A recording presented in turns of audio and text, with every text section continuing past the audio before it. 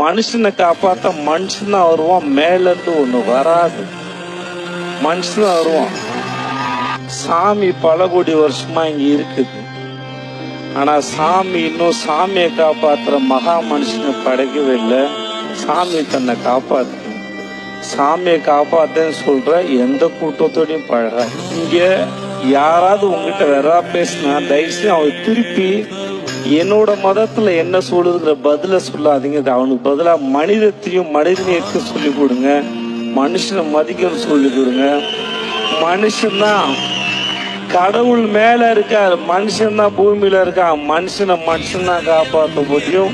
இது மனுஷன் வாடுறதுக்கான இடம். மனுஷன் சகோதரத்தோட சந்தோஷமா அன்பை பரிமாறிட்டு வாழணும். அன்பை பரிமாறிட்டு வாழணும். மதத்தை சொல்லி கடவுளே பிரிக்கிறாங்க. கடவுளுக்கு மனுஷன் மதம் அவசியம் இல்லாது.